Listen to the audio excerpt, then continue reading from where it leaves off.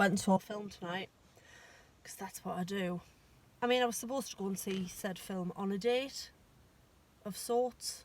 That didn't happen, because apparently he hurt his back playing football on Tuesday, so there's that.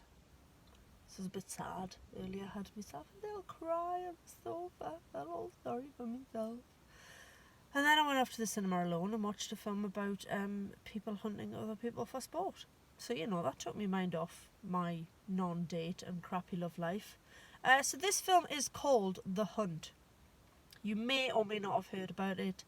It was supposed to be released last year, and it got pulled because there was a couple of mass shootings, and it was decided that it wasn't appropriate to release the film, so it got buried.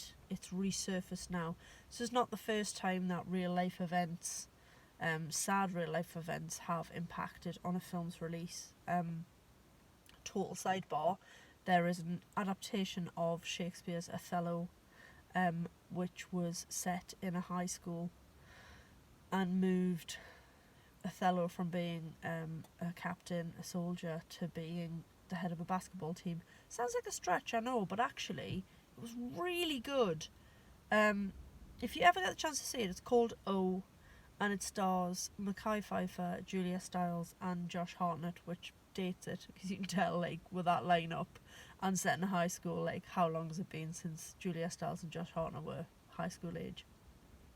But yeah, that film was made. It ends with a shooting in a school, and then Columbine happened, and the film never really saw the light of day. And I get it, I do. You've got to look at the climate and what's going on in the world around you. For example, you wouldn't presently release a film about a virus spreading across the globe, because guess what? There's a virus spreading across the globe. I'm waiting for them to close cinemas, and then I shall riot. But for now they're still open, and I didn't sit near anybody and nobody coughed on me, so I think I'm fine. Back to The Hunt. So it's out now. I watched a trailer online. I read a bit about it. I couldn't find any reviews because, as I say, it kind of got buried a bit. But I was intrigued. It's made by Blumhouse Productions, who have been responsible for some cracking horror films over the last few years. So yeah, I was interested enough to go and see it. I'm glad I did. It's an odd one, because it's set in the real world to a certain extent, but there's obviously a bit of a shift whereby people who are wealthy and intelligent and,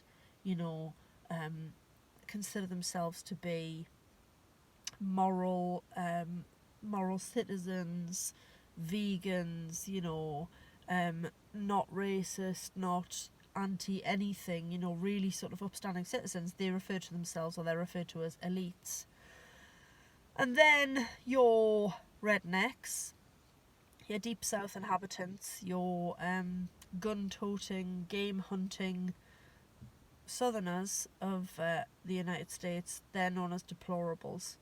And here's the thing, apparently elites hunt deplorables for sport.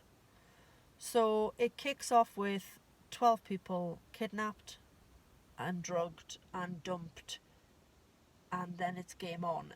There's not really much preamble. There's a bit, but not much. It kind of hits the ground running. Of the 12 victims, or, game, if you like, most of them go quite quickly. So it is gory. There's absolutely no getting away from that. This is a very, very violent film.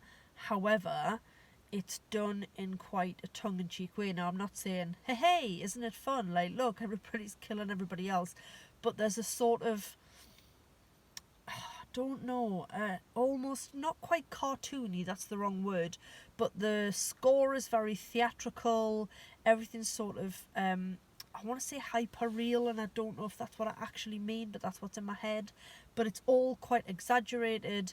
Some of the deaths are quite comical.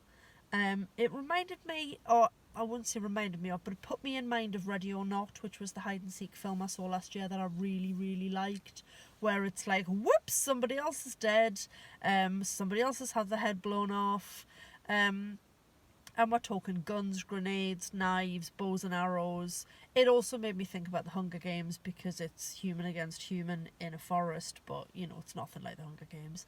I suppose there's shades of Battle Royale as well. It's kill or be killed.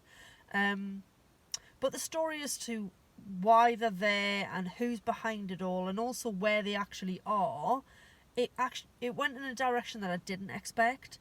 So from the trailers and from what I knew about it, I was expecting it just to be a fight to the death between these elites and the 12 deplorables.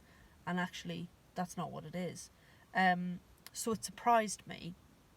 It shocked me. I am quite reactionary when I watch films, which I hate because my mum does it as well. So I did go quite a few times because, like I say, some of the deaths are nasty.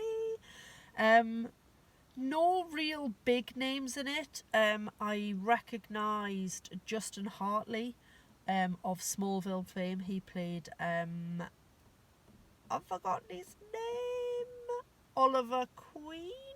Oliver Queen, is that right?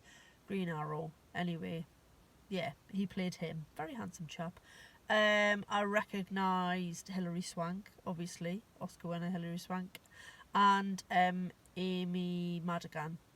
That was kind of it. I probably did know some of the other actors, but not well enough. But it's not about big names.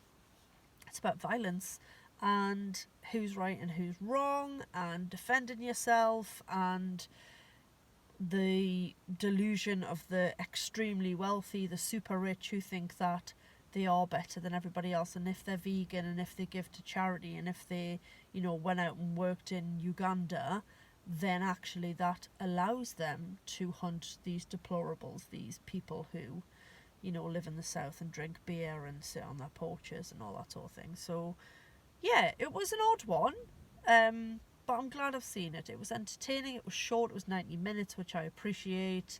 It surprised me, shocked me, and entertained me, and I think when you go to the pictures, that's kind of what you want. So there you go.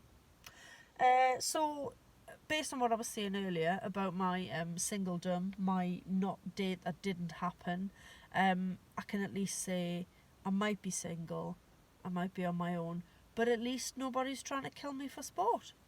Win. Oh, and I don't have coronavirus. Double win. See, winning at life. Anyway, that's it for now. Thank you for watching. I always say the same thing: like the channel, subscribe to the channel, share the channel, bring other people to the wonderful, wonderful world that is Katie in a car. I'm done. Katie out.